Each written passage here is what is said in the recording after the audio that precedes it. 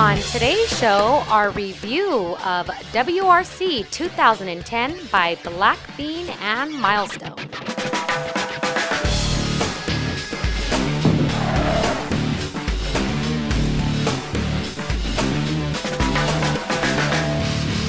This show is sponsored by Sim Raceway. Welcome to Inside Sim Racing. This is episode 84, and I'm Jessica Lopez. I'm Darren Ganji. Darren's sitting here in the game pod playing some WRC 2010. That's right. By Blackbean and Milestone, which we'll be reviewing today and putting on the Shibami. A lot of people ask us about this, and a lot of people must be looking forward to it. And actually, Tommy interviewed Fabio Paglianti over at E3 talking some WRC, and so now we finally have, it's out, and we have our version here on the PC. I'm wrecking it up right here now, as a matter of fact.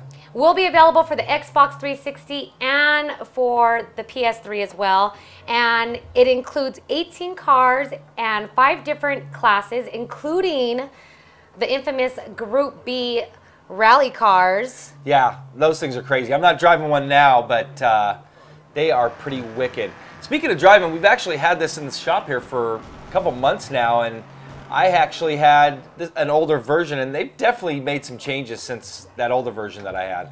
And speaking of Group B rally cars, those automatically come with the PC version. If you're going to be playing this title on the Xbox 360 or the PS3, you have to purchase that separately as DLC. So, yeah, and those or download it. Yeah, the owners of that aren't, or the future owners of that aren't too happy. So maybe they should get the PC version. I agree. Which is what we have here in the studio and what we'll be reviewing today. Before we put this title on our Shibami, we're going to test it out on a variety of different wheels like we did with the F1 2010. So luckily we have access to a bunch of different wheels, and we're going to show you what WRC does with certain wheels, or if it works with certain wheels and if it doesn't work with others. That's right. Here you go. WRC on a variety of different wheels. R-Factor Central, the home of the one-click install. Download your favorite track, download your favorite mod, download many of the cars from our top sim car list. One-click install at R-Factor Central now. All right, so now it's time to show you guys how we set up our wheels. And I have a little rant here.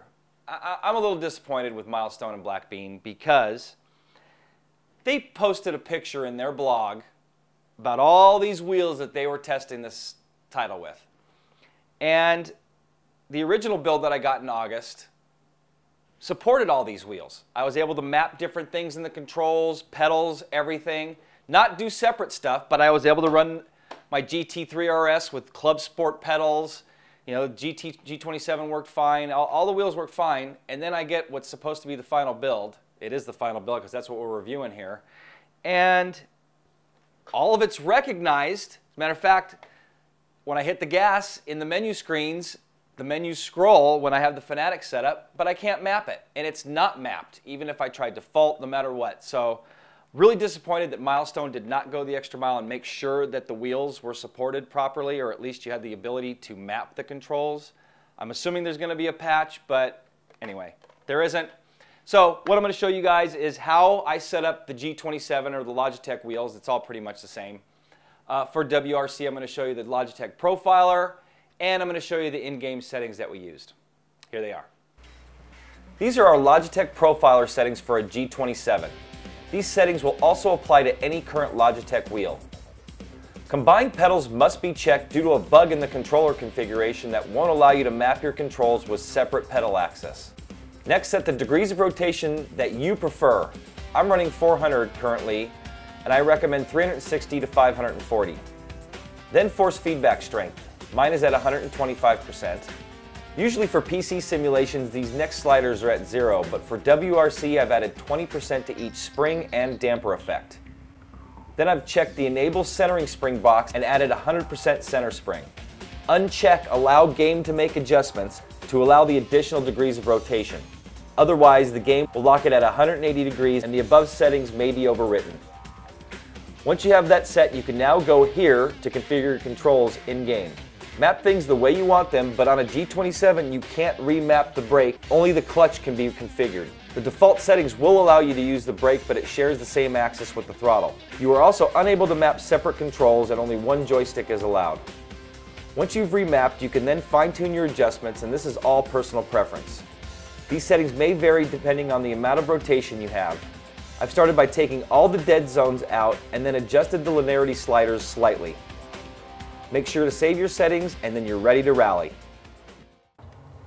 So now that you guys know a little bit more about which wheels work well with WRC and which do not, it's time to put it on our Shibami. And we haven't had the Shibami on the show for quite some time now. What was the last title we Shibami'd? I don't know. I think it was a Milestone title.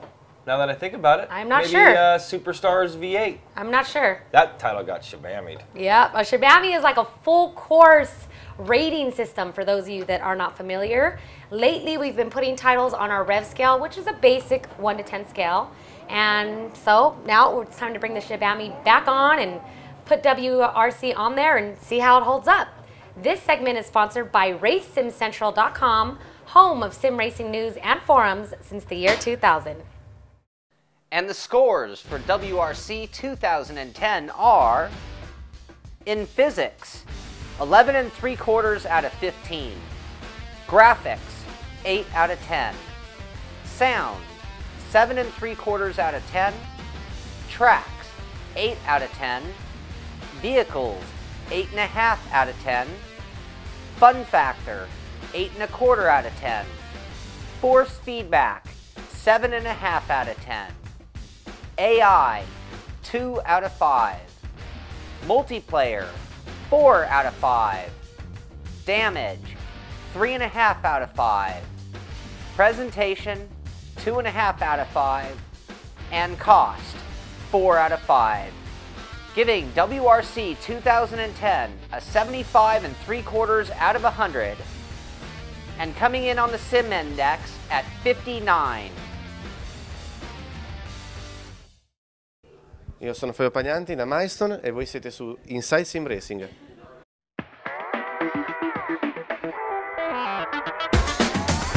GamePod, the ultimate race rig for those serious about sim racing.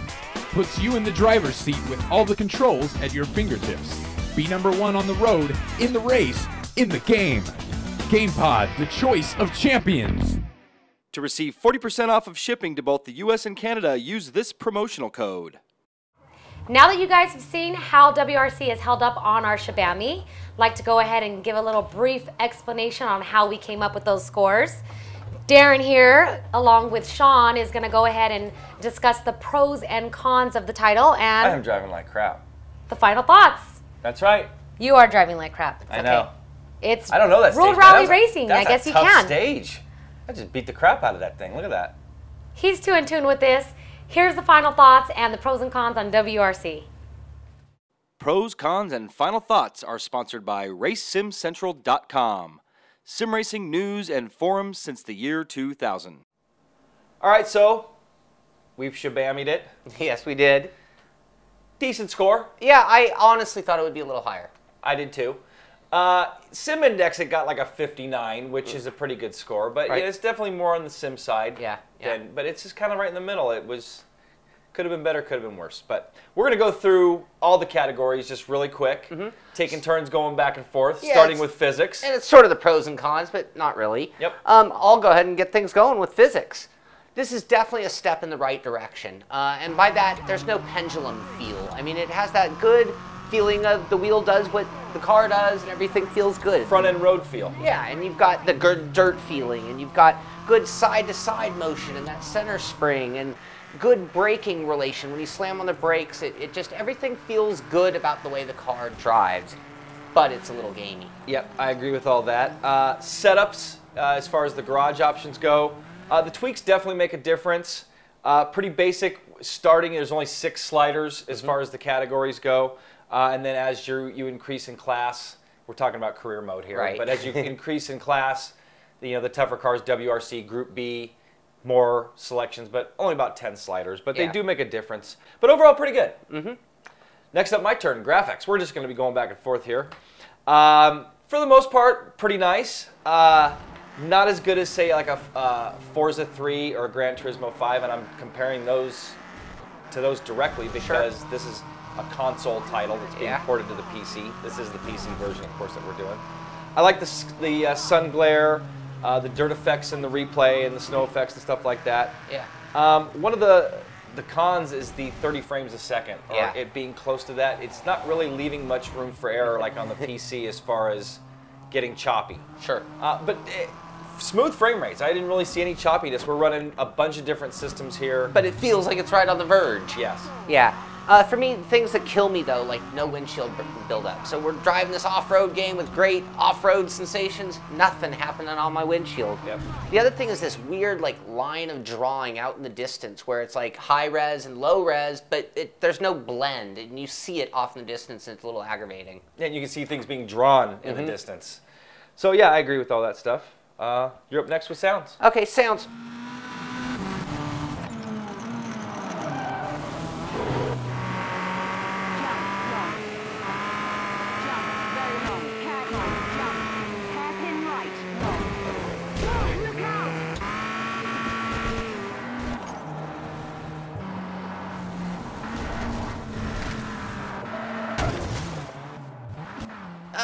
They're very basic sounds. They're playable sounds, so there's nothing to not like about them. But They just don't wow you. no, they don't. There's nothing super vibrant about it. One thing that sounds that for me is you do have the co-driver, so having them call out the pace notes, that's nice and an added benefit of the game. Yeah, but one of the things about the pace notes I don't like is they use hairpin way too much. Yes. I mean, third, fourth gear corners in these little four-banger, front wheel drives called as a hairpin. Hairpin right,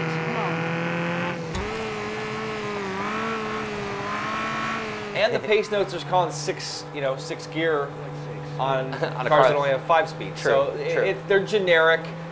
You get the gist of them, but I'd like a little bit more detail in them. Decent butt kicker rumble. We got the butt kicker set up, and we got some decent rumble out of it. I would have liked to have seen a little more road rumble. Yeah, Like say on the gravel and stuff like that, but they do the job. All Yeah. the sounds do the job. I agree. My turn, tracks. Tracks. Or stages. Uh-huh. I would have liked to seen some longer stages, like some 10, 15 kilometer stages. I'm Right. not sure exactly what the longest stage in real life is, but they all seem to be about the same. Yeah, it's like Rally Car Sprint Edition. Yeah. I'm interested to see how these stages are going to work with real-time racing. Yeah. The eye-opener real-time racing tie-in. Are Yeah. they going to use these stages? Are they going to maybe release some longer stages that tie in exactly to the real ones? I'm sure those guys run longer than 3-minute stages. I like the changing track surface per stage, so sometimes like 4 times per stage. Right. The surface will go from gravel Right. to wet gravel to wet tarmac to dry tarmac. So I like the integration of that stuff. Me too. For me, I also like the variety of different terrains. So when you're going from region to region, some are like a jungle, some are in the city, some are tarmac, snow, and they're distinctly different. And then like you said, Very real. Yeah, very real. And then also they're throwing multiple terrains into each stage, and great use of that in tracks. We had posted a bunch of short videos on our other channel, and people were saying this is PS2 graphics. Not on the stages. Maybe in the menu screens and stuff. Right. Man, these stages are very nicely drawn, and they are. They are far beyond what a PS2 could do. I agree. Which is kind of on the graphics side. Next up is vehicles, and I'll go ahead and take that. For me, there's some great modeling in the cars, especially when I'm watching the replays. A lot of the car parts are modeled, a lot of different cars, and they're modeled very well. You've got working tail lights. I mean, a lot of really good things on the exterior. And when you're on the snow tires, they go to the skinny tires, and you notice that as well. Little problems though, like things like the glass is a little invisible and you don't see that. And then the other big one for me is the interiors. In today's day and age, with some really highly competitive sims out there, these interiors were kind of base model. Yeah, I agree. I did like I don't know where this would go in graphics, vehicles. I did like the ability, the different camera angles that you could choose. You could be in the cockpit or right up over the wheel. Yeah. I liked that view a lot, so I thought that was cool. That's sort of like the Superbike wheel view. Exactly, which they probably pulled over from that. But back to the vehicles, all the drivers and cars from the 4 different series are in it. And they also include the Group B, the old school Group B crazy. I love those. Man, those things are friggin' fast. Greatest era in all of racing for any kind of racing, I think. Probably the most dangerous too. Yes. But I like how they, lots of variety, and you know, lots of different things to choose from. Fun factor's up next. I had a lot of fun playing this. Multiplayer was great. We're going to talk about that in a second. We had a lot of fun with that. Sean and I ran a few rallies. But this kept, you know, I wrote this in one of my blogs at Race Sim Central, but this game kept calling me back. Yep. I had a lot of fun with it. And it's definitely deep is where there's just a lot of cars, a lot of stages to drive. But it's definitely a lot of fun. And you use the words, and it is true. It calls you back. It's the driving that was just constantly calling me back, and it's been a while since I've had a rally game really under my skin, and this one definitely filled that need. Yep, I agree. Next up, force feedback. Well, right off the bat, limited wheel support. So we're talking force feedback on just a very small handful of wheels here, 3 that I can think of. The force feedback is good. It's not in the league of a Dirt 2 or a Richard Burns rally, but like I was mentioning in physics, you've got a lot of sensations going on. They are being well delivered into the wheel, and you can drive by the force feedback, that's for sure. I agree, it's pretty good. I'd like a little more road feel, a little more like Richard Burns. You know what? We said when we were reviewing one of your guys' titles, check out Richard Burns' Rally and get as close as you can to that. Well, you got about halfway there, Milestone. You did pretty good, and it's better than what we had in the August build. We had some issues with some dead zone that they've corrected, Right. but it feels good. Yeah. It's definitely good controls, good center spring weight. Not the best, but it's good. Yeah. And the wheel support, I would imagine they're gonna you know, patch. You know, like I said in my other piece, I'm not happy with you guys, Milestone. You promised us these wheels will be supported Yes, on the you PC. did. I expect it. So, and you guys didn't reply to my emails the last couple weeks. And Shame on you. We could have helped you on this. That's right. So, anyway, next up, AI. Pretty easy for us. Yeah. We pretty much dominated everything through the career on expert, you know, full expert mode. Yeah. And but on the other hand, Andrea, my girlfriend, loves to rally. She had a lot of fun in Richard Burns, and this was the older version that she tried. It may have been a control issue, but she struggled getting past the first stage in career mode. Yeah. So, and like, she's a gifted rally racer, not just, I mean, this wasn't her first time driving off-road. yep. But like I said, a little easy for us. Maybe a little bit tougher for somebody with a gamepad. Yeah, oh, definitely. And really looking forward to seeing what they're going to do with this real-time racing. You know, once they get to the real-time eye-opener thing, this could make the AI a 5 if we're racing against Sebastian Loeb and the real guys. It could completely blow it wide open. And for me, this is a tough category to even score because rally racing isn't about door-to-door action. So they didn't make it that way. And then at the same time, how do you compare it to a sim that is trying to model AI being competitive door-to-door with you? This is all timestamp kind of stuff and hard to judge. Yep. All right, well, that takes us to multiplayer. All right, well, multiplayer for me was a lot of fun. You can use up to 16 drivers. It's easy to set up. We immediately, within seconds, had a match. We're using Windows 7 in the PC version, and literally within seconds, we were on the track racing each other. Something we found in Windows 7 really quick on that, it seems you don't have to do the whole port opening stuff. Right. Windows 7 recognizes that you've got these ports trying to be open, Yeah. and it asks you if you want to open them. Yeah, and give it permission, and bam, bam, we were connected. It was awesome. The other thing that I kind of like is you've got the ghosts out there. So if you're behind, you'd see, theoretically, all 16 guys or 15 guys ahead of you. That might even be a little weird, but you can turn it off if you don't like, but I like having that. Lots of options for single rally and multiple rallies and just... Championship. I think this is something that's going to really give this game a lot of longevity. Yep, I agree.